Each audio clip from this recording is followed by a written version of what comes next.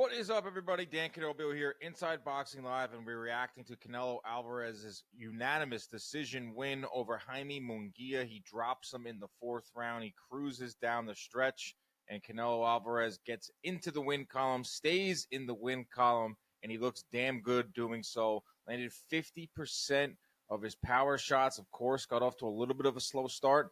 Jaime Munguia fought the fight of his life for the first 3 rounds, was fighting behind that jab, was throwing quick combinations and getting out of the pocket, not staying in the pocket for Canelo to be able to counter. But once again, Canelo just shows you what he does best, especially at this stage in his career where he can kind of break you down. He can kind of read what you're doing in there. He let Munguia get a false sense of confidence, and he drops him in the fourth round, and then he lands some big power shots down the stretch.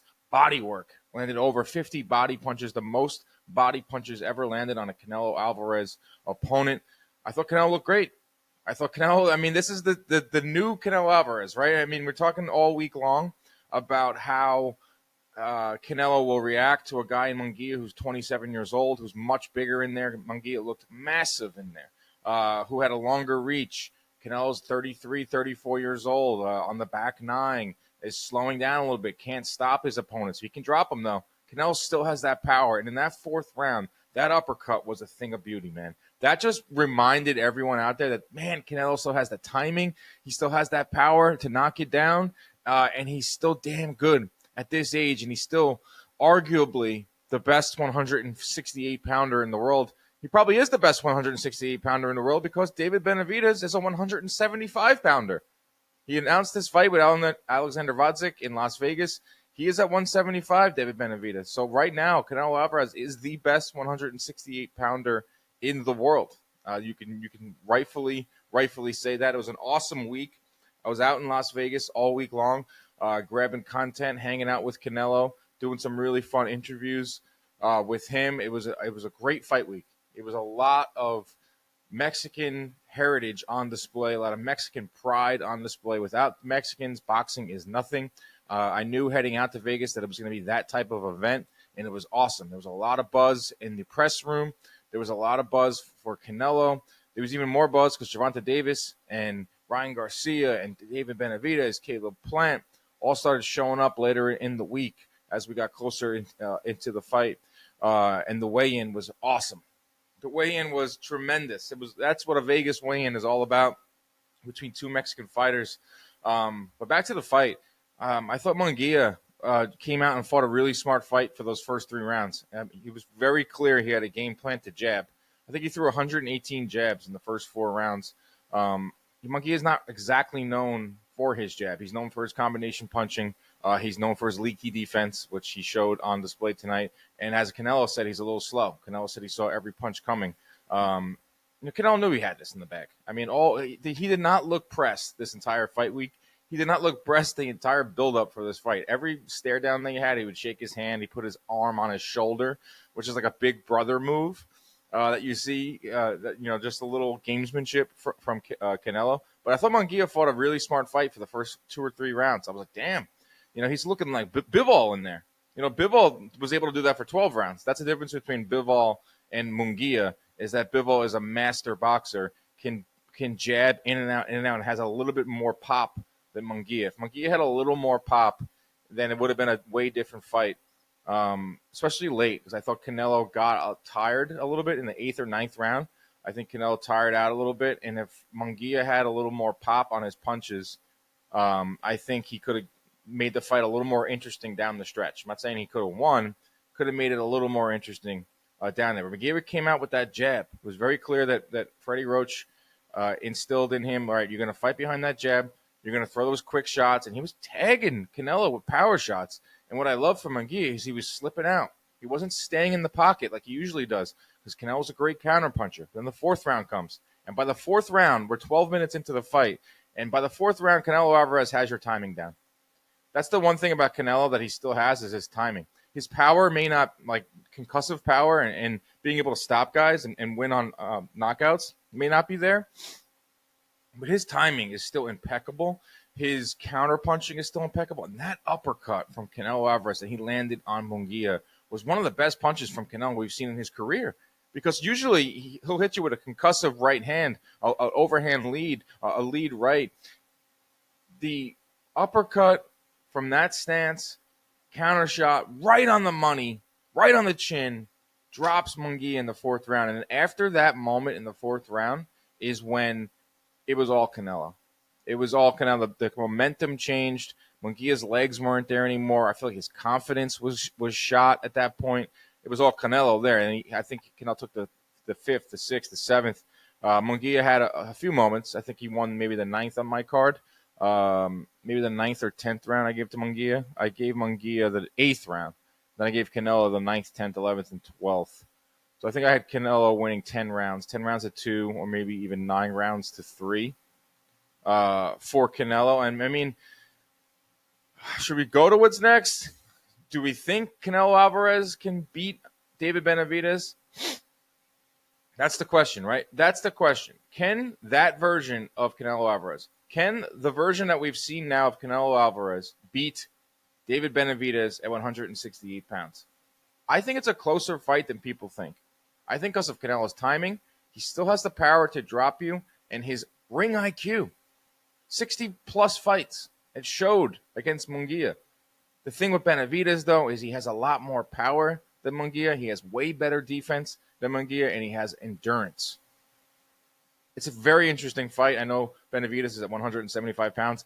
Still want to see it at 168. Canelo afterwards said, if the money's right, I'll fight Benavidez. I still think it could be made. I'm holding out hope.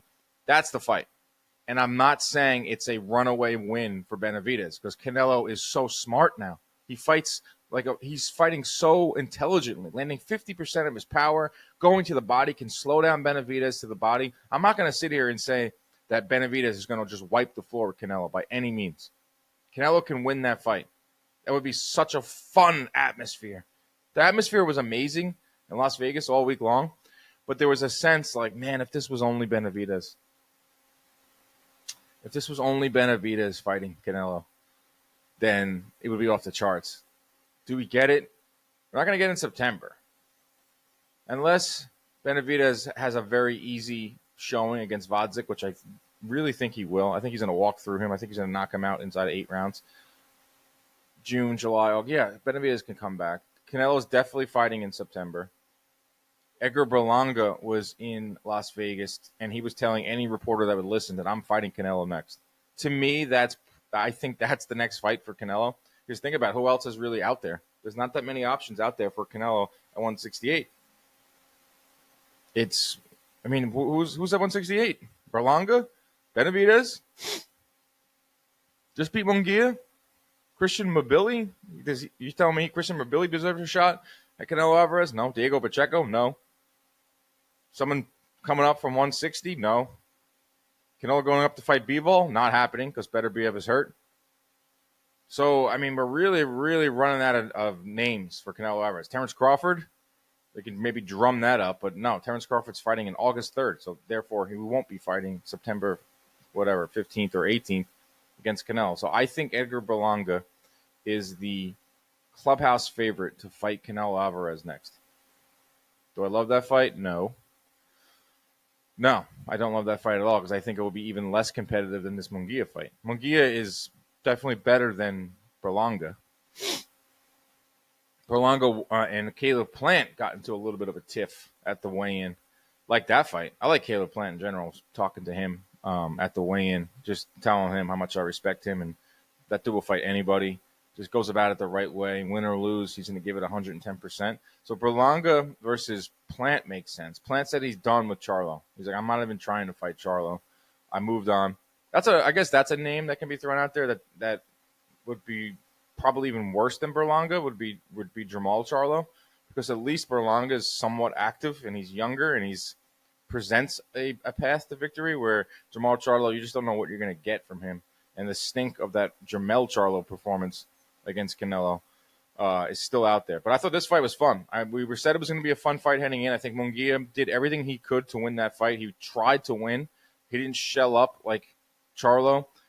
He wasn't washed like John Ryder or any of those other matchroom guys. I think Munguia legitimately pushed the action those first 4 rounds, but just got grown-manned in there. Just was in there with his big brother and just got big brothered. Got Big Brother by Canelo, and I think this new version of Canelo it's really fun to watch. Like he's always been that low volume, high accuracy, game changing power late type of guy. Doesn't really have the game changing power late anymore, but he's still very, very economical with his punches. He still has the power because he's now dropping guys. He's now dropped Charlo, he dropped John Ryder, and now he's dropped Munguia.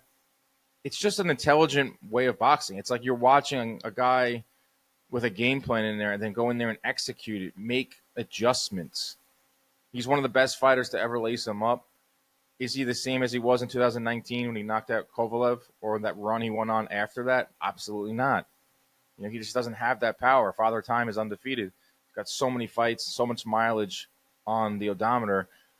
He's still fun to watch, though. Like, he's still dropping guys. He's still going to the body. He's still got so much charisma and so much star power. Awesome. Great stuff from Canelo Alvarez. Will he fight David Benavidez is going to be the big question. That's going to be the question that's going to be asked a lot, despite Benavidez fighting at 175. He said, David Benavidez said, I will only go down to 168 for Canelo. If not, I'm staying at 175. I'll fight the winner, better be at Bivol whenever that happens, if it ever happens. I'll take on anyone at 175. I don't know, man. I like this version of Canelo. He said afterwards, I'm still the best in the world. And it's just funny because we're always going to ask these same questions every time Canelo fights, especially if he fights Benavidez next. There's going to be a ton of people picking against him. There's a ton of people doubting him. I wouldn't say anyone was doubting him heading into this Munguia fight, but the same questions are asked now whenever Canelo fights. It's like, oh, is he going to get old overnight? Does he still have it, Canelo? Is he going to lose his chin? Does he still have the power? He still has a great chin. That's another thing, too, with Canelo. That's how he will stay in fights now.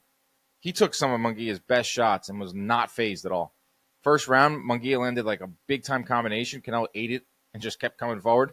And Munguia was probably like, what the hell? This guy's got an iron chin. His chin will keep him in any fight, and his intelligence and his experience will help him win any fight. That's why I think Canelo can hang with Benavidez. That's why I think Canelo could actually beat David Benavidez.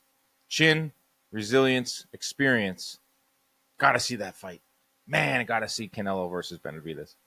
That's the fight. Everyone knows that's the fight. Canelo knows that's the fight.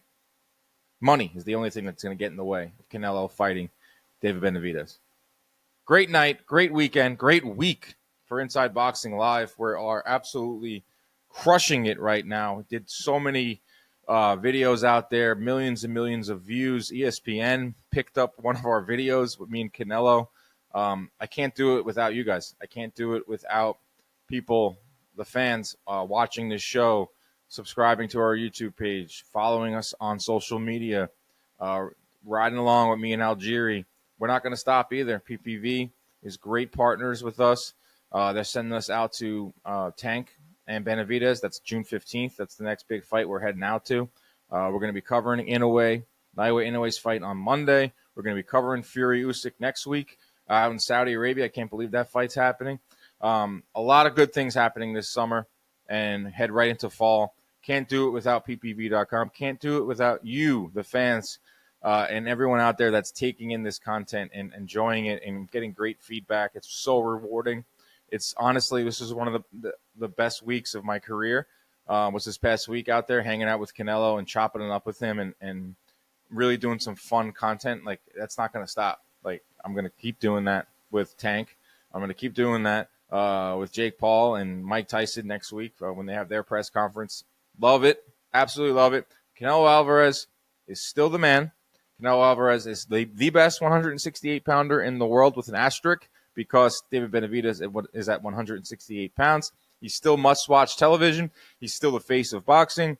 He's still the man at 168 pounds. We will be back on Monday, directly following Naoya Inoue versus Luis Nery, me and Chris Algieri, breaking down Canelo's big win, what he's going to do next, breaking down Inoue, and then looking ahead to Fury and Usyk. Thank you, everyone, for joining the show. Don't forget to subscribe to Inside Boxing Live. See you next time.